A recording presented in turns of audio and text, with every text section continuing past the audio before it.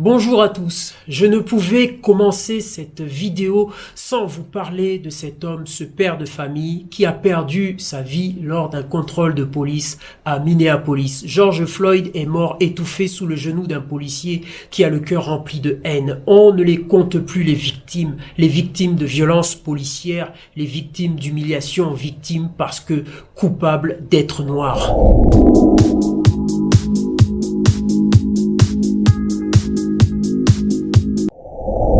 Amis du jour, bonjour, amis du soir, bonsoir, c'est McFly Best Training. J'espère que vous vous portez bien. C'est toujours un plaisir de partager avec vous où que vous soyez dans le monde. Si la légende dit que le phénix renaît de ses cendres, l'homme aussi peut renaître et se relever même lorsqu'il est au plus bas.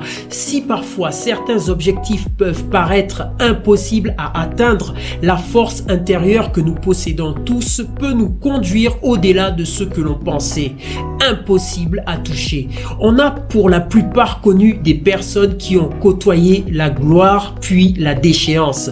Certains ne se sont jamais relevés, mais d'autres par contre ont connu comme une renaissance. Il est né un 30 juin 1966 à New York. Il a marqué le monde de la boxe par son côté explosif, ses combats souvent très brefs. 58 combats en professionnel, 50 victoires dont 44 par KO. Vous l'avez sans doute reconnu, Mike Tyson, Iron Mike. Il a été champion du monde en catégorie poids lourd à 20 ans, ce qui fait de lui le plus jeune champion de cette catégorie. En 1992, il est condamné à une peine de 6 ans de prison. Il fut jugé coupable de viol sur la personne de Desiree Washington. Il en sortira 3 ans plus tard en bénéficiant d'une conditionnelle pour bonne conduite. Tout aurait pu s'arrêter là pour lui, mais ce ne fut pas le cas. Il reviendra sur le ring, remportera des titres WBA, WBC. En 1996, il perd son combat contre Holyfield à la 11e reprise. Il est disqualifié en 97 pour avoir mordu l'oreille de Holyfield. En 2002, il tentera de reprendre son titre, mais perdra par KO contre Lennox Lewis. En 2003, il se déclare en faillite et se retire de la compétition à l'âge de 39 ans en 2005. En 2012, il nous reviendra avec un one-man show inattendu pour une personne dont on n'avait pas l'habitude d'entendre parler en public très longtemps.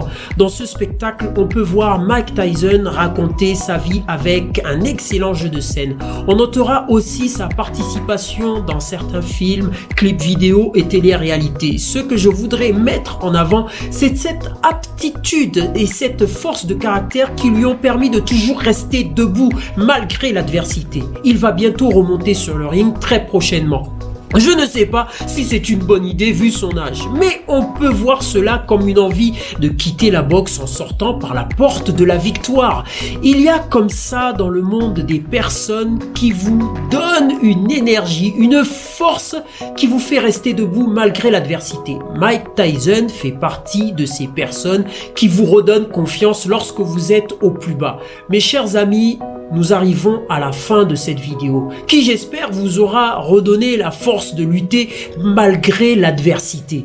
Je ne saurais conclure sans vous rappeler que la musculation est la mère de tous les sports. Une pratique régulière et intelligente vous permettra d'entretenir votre forme physique et mentale.